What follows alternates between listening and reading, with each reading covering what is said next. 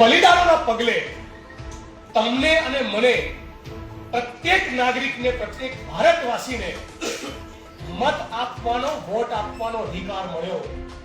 અચાનક એક દિવસ નથી મળ્યો, એના માટે લોકોએ બલિદાન આપ્યું.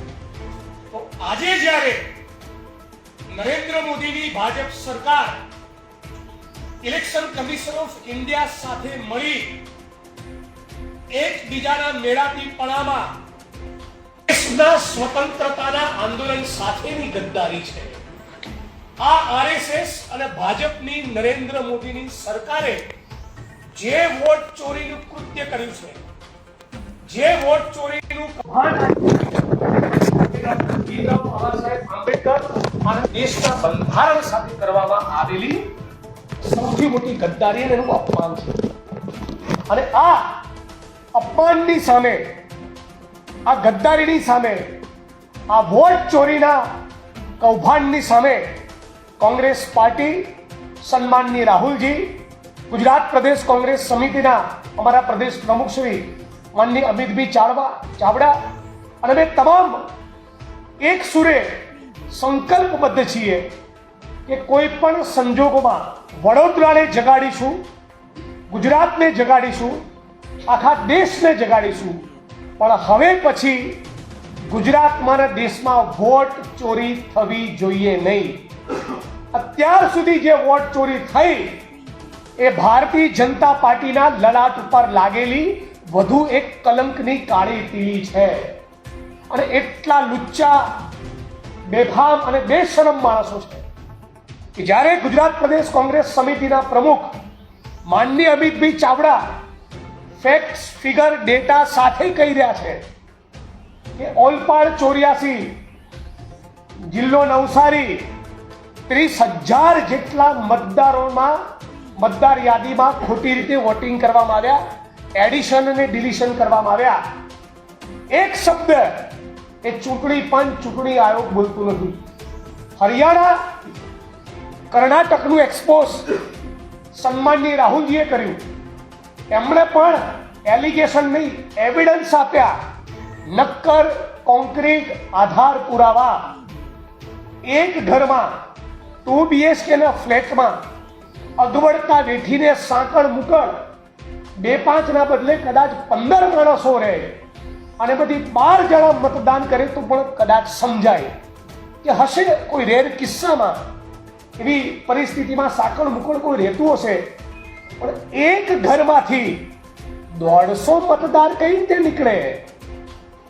એક ઘરમાંથી 84 મતદાર કઈ રીતે નીકળે? એક ઘરમાંથી 200-250 મતદાર કઈ રીતે નીકળે? એટલે ઈવીએમ અને ચૂંટણીની પ્રક્રિયા સામે વડોદરાવાસીઓને, ગુજરાતીઓને અને દેશવાસીઓને જે ડાઉટ હતો એ હવે ડાઉટ ન રહેતા એની સામેના કોન્ક્રીટ એવિડન્સ ઇન્ડિયન નેશનલ કોંગ્રેસે ગુજરાત અને દેશની જનતા સમક્ષ મૂક્યા છે. ઇલેક્શન કમિશન ઓફ ઇન્ડિયા એક સ્વતંત્ર સંસ્થા, એણે કોંગ્રેસ, ભાજપ કોઈની વાત ન માનતા એમણે નિષ્પક્ષ રહી, તટસ્થ રહી ડોક્ટર બાબા સાહેબ આંબેડકરના બંધારણને કેન્દ્રમાં રાખ્યું. વી ધ પીપલ ઓફ ઇન્ડિયા, અમે ભારતના લોકો, આ ભારતની જનતાને કેન્દ્રમાં રાખી સંપૂર્ણ પારદર્શિતા સાથે ઓપરેટ કરવાનું હોય, કામ કરવાનું હોય. એના બદલે આવી સંસ્થા પોતે પાણીમાં બેસી જાય, આવી સંસ્થા પોતાની કરોડરજ્જુ ગુમાવી દે, આવી સંસ્થા પોતે ભ્રષ્ટ બની જાય અને વોટ ચોરીના દૂષણમાં લિપ્ત બને. કર્ણાટકની સીઆઈડી ક્રાઇમ વોટ ચોરીના કૌભાંડના એવિડન્સ કલેક્ટ કરવા માંગતી હોય તો તપાસમાં election commission of India cooperate ન કરે, એવિડન્સ ના આપે, election commission of India A digital data ના આપે. આનો સ્પષ્ટ મતલબ એ છે કે ભારતની વર્તમાન સરકાર, નરેન્દ્ર મોદીની ભાજપ સરકાર અને ઇલેક્શન કમિશન ઓફ ઇન્ડિયા એકબીજાના મેળાપીપણામાં આ દેશની જનતા સાથે ગદ્દારી કરી ચૂક્યા છે, ગદ્દારી કરી રહ્યા છે. આની વિરુદ્ધમાં ગુજરાત પ્રદેશ કોંગ્રેસ સમિતિ અને ઓલ ઇન્ડિયા કોંગ્રેસ કમિટી દ્વારા દેશવ્યાપી ગુજરાત વ્યાપી, વડોદરા વ્યાપી એક ઝુંબેશ અમે આજથી લોન્ચ કરીએ છીએ અને ઝુંબેશની જાહેરાત આજે કરીએ છીએ. ઝુંબેશ એવી છે કે દરેક બૂથ ઉપર 3 ઓક્ટોબરથી 10 ઓક્ટોબર 7 દિવસ, એક અઠવાડિયું, રાત દિવસ કોંગ્રેસનો એક સિપાહી, કોંગ્રેસનો એક કાર્યકર્તા, આગેવાન, નેતા, ધારાસભ્ય, પૂર્વ ધારાસભ્ય બધા જ સાથે મળી જનતામાં એક નવી ચેતના પેદા કરવા, વોટ ચોરીના મુદ્દે અવેરનેસ ક્રિએટ કરવા, એક મોટી વ્યાપક ક્રાંતિ ગુજરાતમાં અને દેશમાં પેદા થાય, એક જબરદસ્ત વોટ ચોરીના મુદ્દે જનજાગૃતિ આવે એના માટે એક સહી ઝુંબેશ લોન્ચ કરવાના છીએ. એક હેલ્પલાઇન નંબર પણ માનનીય અમિતભાઈ ચાવડાએ પ્રદેશ કાર્યાલયથી લોન્ચ કર્યો છે. આજે તમારી વચ્ચે આ પ્રેસ કોન્ફરન્સના માધ્યમથી કોંગ્રેસ પરિવારની ઉપસ્થિતિમાં વડોદરા શહેરમાં પણ 3 ઓક્ટોબરથી 10 ઓક્ટોબર આ વોટ ચોરીની સામે એક જબરદસ્ત અભિયાન, ઝુંબેશ, અવેરનેસની કેમ્પેન, એક સહી ઝુંબેશ અમે લોકો લોન્ચ કરવાના છીએ. એ વાત આ પ્રેસ કોન્ફરન્સના માધ્યમથી જાહેરાત કરું છું. ફરી એકવાર કહું છું કે પારદર્શિતા એ લોકતંત્રનો પ્રાણ છે. જ્યારે ઇલેક્શન કમિશન ઓફ ઇન્ડિયા પોતાની ટ્રાન્સપરન્સી, પારદર્શિતા ગુમાવી દે અને એફિડેવિટ કરવાનું રાહુલ ગાંધીને કહે, એટલા લુચ્ચા, બદમાશ અને બેશરમ થઈ ગયા છે કે એફિડેવિટ તમારે કરવાનું હોય, તમારે ગુજરાત અને દેશની જનતાને કહેવાનું હોય કે એ ખોટા નથી. પણ જ્યારે નરેન્દ્ર મોદીની ભાજપ સરકારને લાગ્યું કે મોંઘવારી એની ચરમસીમા ઉપર પહોંચી છે, બેરોજગારી એની ચરમસીમા ઉપર પહોંચી છે, વડોદરાની વિશ્વામિત્રીમાંથી મગરો એ બાળ નરેન્દ્રને શોધવા રસ્તા ઉપર નીકળી ચૂક્યા છે, તંત્ર આખું ખાડે ગયેલું છે, ભ્રષ્ટાચારે માજા મૂકી છે, વડોદરા, ગુજરાત અને દેશની જનતા અમને ઓળખી ચૂકી છે, વોટ મળવાના નથી, એવી જ્યારે પાકી બાહેધરી મળી ત્યારે આ વોટ ચોરીનું કૌભાંડ આચર્યું છે.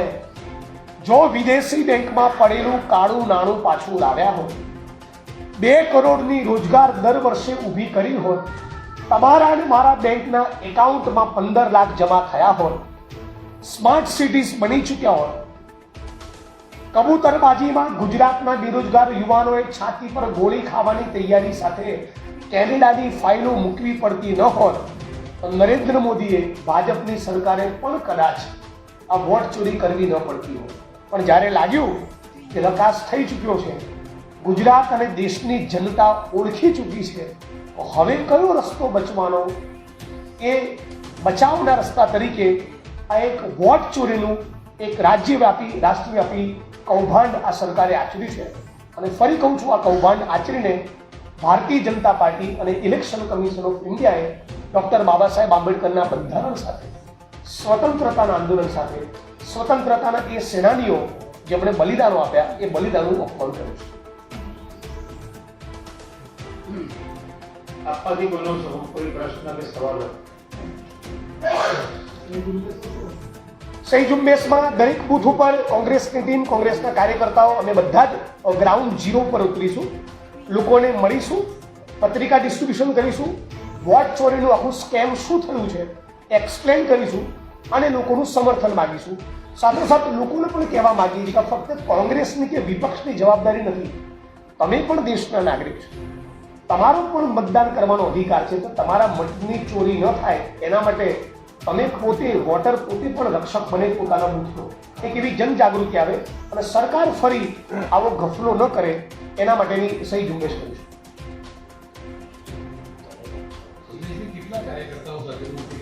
આખા ગુજરાતના 250 તાલુકામાં, 33 જિલ્લામાં, દરેક શહેરમાં અને અક્રોસ ઇન્ડિયા આખા દેશમાં કેમ્પેન 3 તારીખથી લોન્ચ થશે, 10 ઓક્ટોબર સુધી. પણ એ પછી પણ એ ટુકડે પણ કેમ્પેન થતી રહેશે.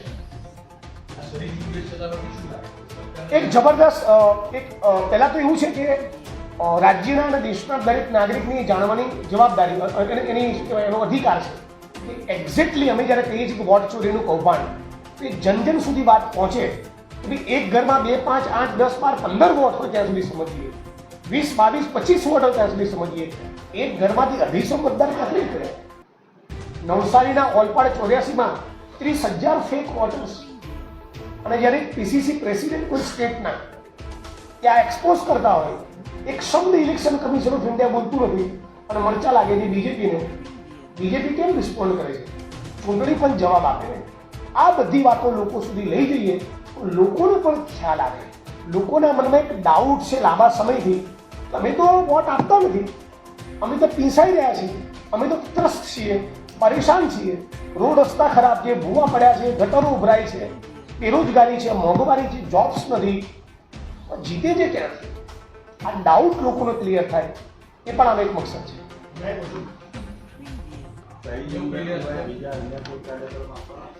આ સતત અમારા કાર્યક્રમ ચાલતા રહે છે, પણ આનાથી મોટો શું કાર્યક્રમ?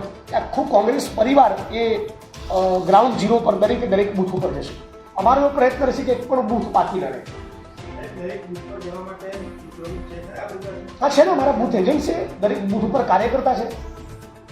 ધારો કે કોઈ જગ્યાએ, ધારો કે વડોદરા શહેરની એક્સ નામની વિધાનસભાના બૂથ નંબર પર 32 ઉપર અમારો નોંધેલો કોઈ સપોઝ બૂથ લેવલનો એજન્ટ ન હોય તો પણ માણસો તો છે જ, કોંગ્રેસના સમર્થકો છે, અને કોંગ્રેસના સમર્થક ના હોય તો પણ નાગરિકો તો છે જ. નાગરિકોને કહેવા જોઈએ, ફક્ત કોંગ્રેસના કાર્યકર્તાને નહીં, કે તમે પણ જાણો તમારો વોટર, તમારો મત સલામત છે ને, જરા ચેક કરી લેજો કહેવા જોઈએ, ક્યાંક ડિલીટ ન થયો. નાગરિકોના જાગૃતિ માટેનો પ્રયાસ કરો છો. તમે કહો છો કે ઇલેક્શન કમિશન ઓફ ઇન્ડિયા પણ ધારો કે તમારે કહેવા મદદ છે, તો આ વાતને સમજતું કાયદાકીય કોઈ રસ્તો છે એ દિશામાં આગળ જવાનું છે? એ અત્યારે કાયદાકીય દિશામાં વિચારવાના બદલે લોકસંપર્ક જ અમારી પ્રાથમિકતા છે. સૌથી મોટી અદાલત એ જનતાની અદાલત.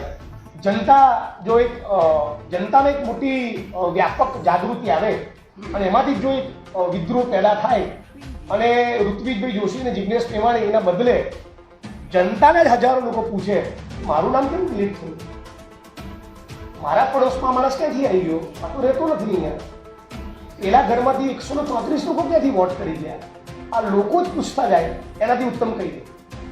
આ સાથે એક એવી વાત પણ વિચારવા જેવી લાગે છે કે 3 પૂર્વ મુખ્યમંત્રીના દીકરાઓ ભૂતકાળમાં કોંગ્રેસમાંથી ચૂંટણી લડીને હારી ગયા.